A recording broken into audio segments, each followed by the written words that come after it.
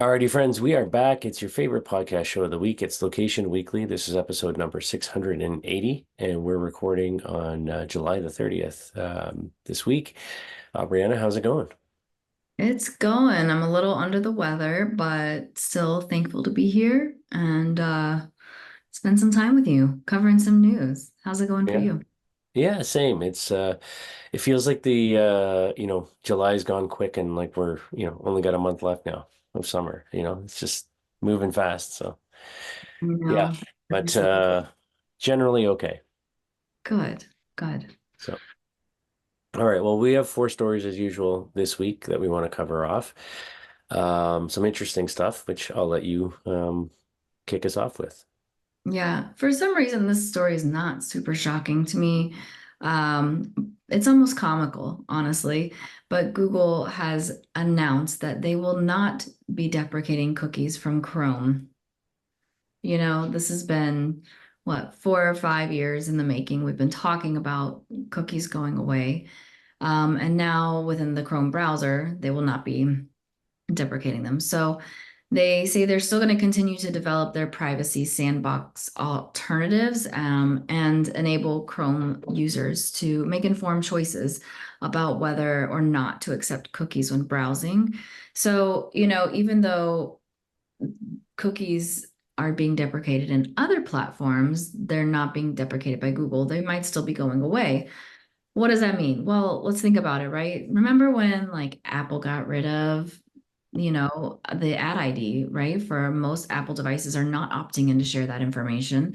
And I think it's going to be similar. So you look at 96% of iPhone users leave app tracking disabled. And if over 90% of Chrome users follow suit, not to receive cookies, then they really are over as an effective targeting tool. So I think that, there's been some disappointment around the industry on this decision, specifically calling out UK's Information Commissioner's Office. They put some border, like I would say, like guidelines in place that they couldn't deprecate cookies until certain criteria was met. But since that criteria seem to never be able to be met, it seems like there's some disappointment there. One, they felt like from a privacy standpoint, it was a positive step for consumers to have control. But I think that there's just like a lot of moving parts here. So a lot of time, a lot of money has been wasted on this effort, have been like changes, but I think it's changes that needed to happen regardless. So I think this really set up brands and agencies to really take hold of their first party data and decide how it can work best for them. And you have to think about the fact that Chrome is a business, right? It's operated by Google. It's operated by someone who has a very high interest in preserving advertising revenue and efficacy. So, I think they're trying to like play both sides. This is what I feel most companies are trying to do in the tech space, right? They're trying to say they're privacy forward, yet they're still trying to make revenue and money off of it. So over several years, Google has successfully disappointed everybody, whether it's the likes of like IAB Tech Lab, privacy, centric folks, and also obviously like the brands that have been working so hard to figure out alternatives with how they will continue advertising. So, um, I think this is an interesting announcement. Uh, I think that we're moving away from the cookie as a whole. You think about like CTV advertising has primarily been founded cookieless, right? It wasn't ever reliant on that so much. When brands come to bring their audiences, there are some cookie things that were happening in the matching aspect, but I just think that like we're getting past that and there's other alternatives. So I actually think that it's going to happen whether Google says they're going to do it or not. They just are kind of throwing in the towel on trying to create an alternative approach. What do you think? Yeah, not a lot to add to this. I mean, I was a little surprised when I saw the announcement, but I'll say that, Google's always about how much data they can collect and how they can monetize that data, right? And at the end of the day, like, there's still a lot of data there. I mean, yes, there's big numbers of apps and things that are opting out, but there's still enough there that they feel that it's worthwhile to them to go down this route. I think for the companies that have developed alternatives to this, I think that that's still the right path. I think, we need to explore those.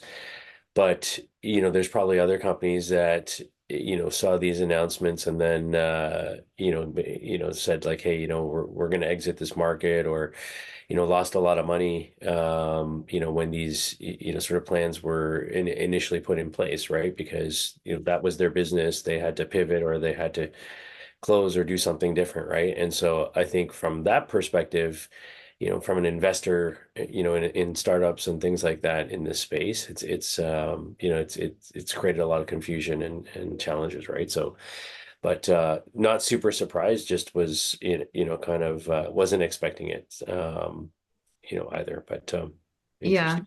I think like in summary, I noticed that in the Martech series piece on this, they quoted a friend of mine, Heather McCauley, and she said, "We must progress towards a first-party data future where third-party cookies are neither the focal point nor the foundation." So I think that's a great summary of this, right? Like we've got to continue to invest in first-party data. We've got to continue to figure out ways to better serve consumers and advertisers while respecting privacy. So. There you go. All right, moving on to our second story. So Yelp, we haven't talked about these guys for a while now, but they've announced some new features in their platform for local businesses. This is in particular for small and local businesses, multi-location businesses. The first of which is around something that they call request a quote for brands. So essentially, what this is a lead generation API platform, through Yelp. And so think, hey, you need somebody to, put a new roof on your house, or, whatever. Through this platform, you can go and, find all the companies providing those services. You can request a quote from them. So it's kind of this robust lead generation engine that's there. Originally, they introduced this capability back in 2016, and now this is available for multi-location brands, for national service providers. And there's an API that's there to kind of push these leads, across the threshold there. And I think a couple things that are interesting with this, they have something called Yelp Guaranteed, which is part of Request a Quote for brands. So Yelp is extending, this guarantee customer satisfaction program, which offers up to $2,500 back if something goes wrong with a customer's project.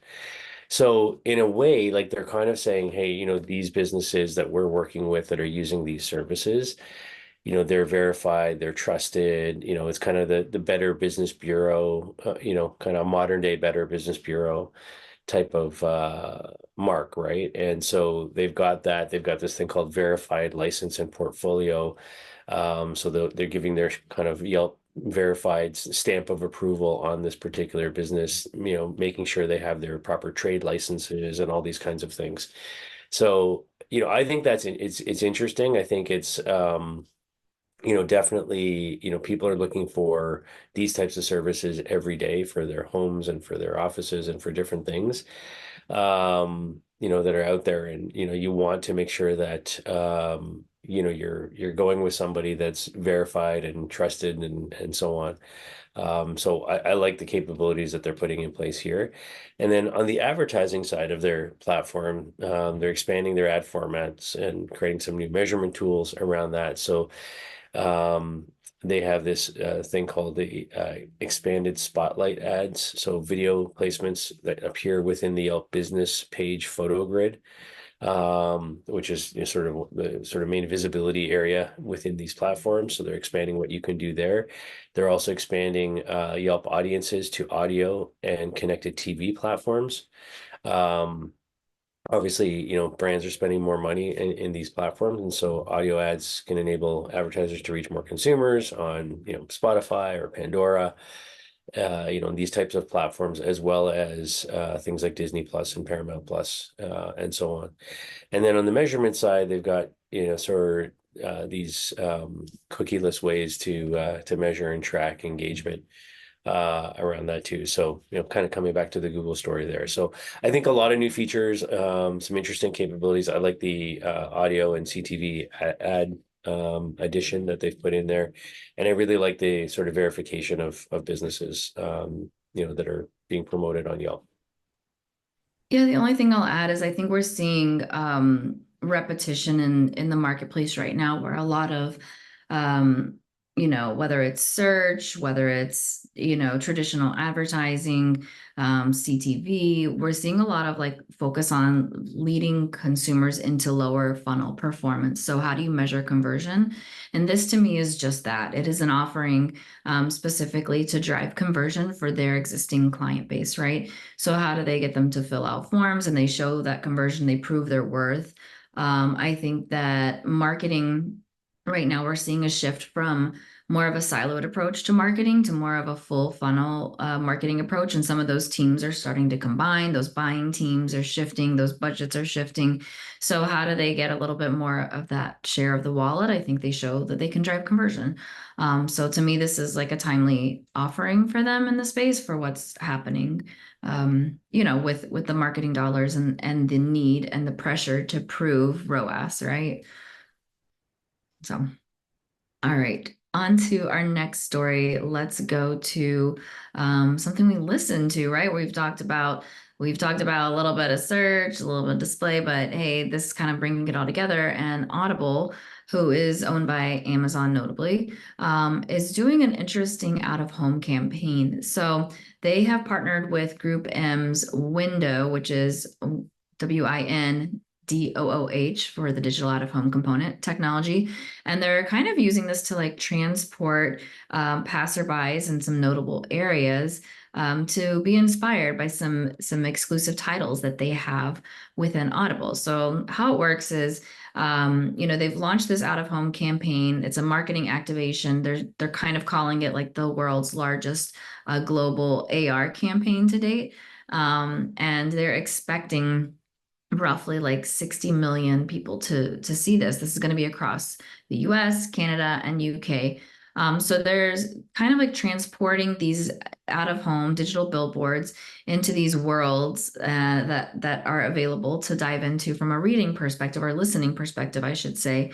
So they're doing this with a production studio, DOOH.com, and they have these 4K all-weather cameras, which are really cool. So each location, they're getting these live images from the location, and then they give an illusion that you are somewhere else, kind of in that location, but diving into an alternative world. So, for example, some of the titles that they mentioned were like Project Hail Mary and then also The Little Mermaid. So, for The Little Mermaid, in Times Square, they may be taking some live pictures, and then everybody would see that live image with an overlay, perhaps of like jellyfish or like sea life, things that would happen under the sea, which is really cool. They're doing 4 weeks in the US and Canada, 2 weeks in the UK.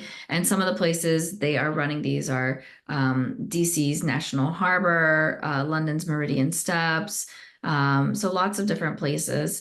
And I think we've just like been seeing more and more AR and kind of like immersive things to bring these together. I think this is cool. It's encouraging people to dive in and listen to something and kind of immerse themselves in another world, perhaps while you are in your existing world, right? People are listening to podcasts or music while they're walking around the city.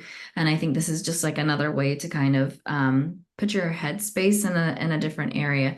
They've also done some other another campaign called Fly Audible, which was like a 30-second spot, which invited viewers to kind of get into other books. So like Hogwarts or Mars, things of that nature, if you're a Harry Potter fan. So I think this is cool. It's hard to think about like how do you bring something that's audio into out of home. And I think that like immersing yourself in another world while you're in the real world is a pretty great way to do that. They have a couple of notable partners. I mentioned Window Tech from Group M. There's another creative agency, Fold 7, and also Wavemaker and digitaloutofhome.com. So that's it. Yeah, I think it's a really cool campaign. I like that it's kind of global in scope, or at least US, Canada, and UK. And they're using kind of multiple screens across this, the window network. So I like that aspect to it. Yeah, I mean, I'm a big fan of AR, sort of in the real world and how you kind of layer that on top of things that you already see there, existing buildings and parks and properties and create experiences. I know when we first started doing this show way back when, we were talking about early days of AR and how they would use that, on things like historic battlefields, and you could hold up your phone and be standing in this space that's just like an open field now, but through AR you could see what it was like during the actual battle, or things like that.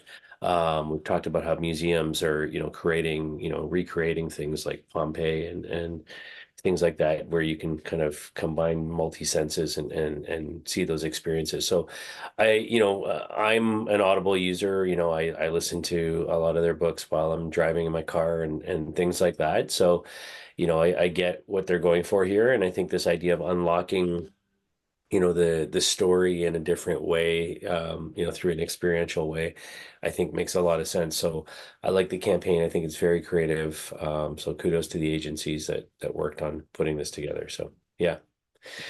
All right, our final story now. So it is the Olympics. As we're doing this right now, we're in the middle of the Olympics, and the an app that gets used a lot, all the time, but also during the Olympics, is the Grindr app, which is a dating app for the LGBTQ plus community. Um, and they came out with this sort of announcement that the location services, which is a big part of their app on a normal basis, have been turned off during the Olympic Games. And this is something that harkens back to the 2016 Olympics in Rio, and then the 22 Olympics that happened as well. And so the idea here is that, going back to Rio, there was an article published by a guy called Nico Hines that was talking about the hookup culture, within the Olympic Village and within athletes and so on.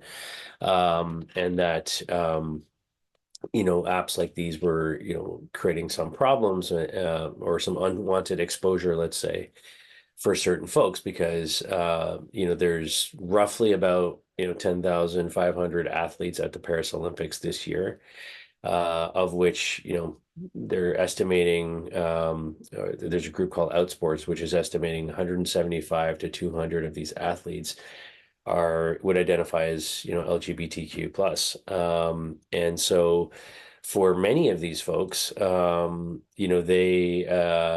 some risk to that, for them, because there are many countries out there that, you know, sort of it being known that you're in this category is dangerous or illegal and puts them at risk.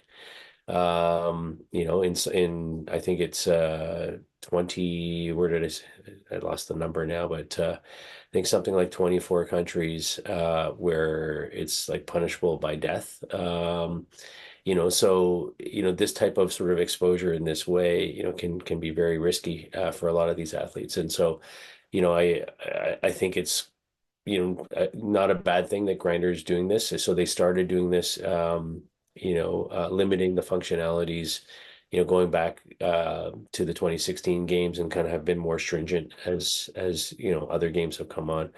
Um, but yeah, it's very interesting. And so in addition to that, so they still allow for the sort of the messaging features, the disappearing messages and or unsent messages for free. So that's unlimited in terms of what you can do here. Um, but some of the features like taking screenshots or profile images or recording private videos, along with the location services, have been disabled. So an interesting sort of tech story in the middle of, one of the biggest sports competitions in the world, and sort of where, you have to be careful, that we don't misuse the technology. What are your Yeah. thoughts? I think it is important for these tech platforms to think about the consumers that they service and how do they continue to keep them safe, whether it's our children or somebody that is in maybe a group that can can solicit a lot of hate. I think that that's an important stance to take. And sometimes I think the tech platforms shy away from that. So it's nice just to see that they are actually taking some concern and some steps to protect their user base. It's nice for a change. Yeah. So, and are you watching the games, Brianna? I have been. I've been, watching some of the events on and off. My daughter was like really excited about fencing, so we watched a little bit of that, which was cool. I love tennis, so that and volleyball, so that's like kind of been, and then some of the swimming events. But yeah, just trying to get like a good variety of things. Sometimes we put on like the multi-view so we can just watch it all. How about you? Yeah, on and off. Also doing some work with the Canadian Olympic Committee now, so I have a sort of a vested interest there and kind of following along. But yeah, the main story here in Canada has been like the Canadian women's soccer team, which are the defending gold medal champions from the previous Olympics. But apparently they decided to use drones to spy on the New Zealand team practice, and now they've been penalized by FIFA and 6 points deducted from them, and the coach been suspended for a year and all kinds of stuff. So it's been very interesting. So even though we won our first two matches, we still have 0 points. So it's going to be tough to proceed along to the next stage. Yeah, that is going to be tough. I think there's been a lot of controversy these games from the opening ceremony to the rain and the river. It's like Yes, yes, there's a lot of for things. sure. So there's Yeah, no shortage of topics of conversation to have. exactly. So. All right. Well, that's our story, our show for this week. You've been listening and watching episode number 680 of Location Weekly. We thank you as always for your time. If you have story ideas, reach out to us. If you have feedback, we want to hear about it. And we'll see you next week. Another show. Take care. Bye. Bye.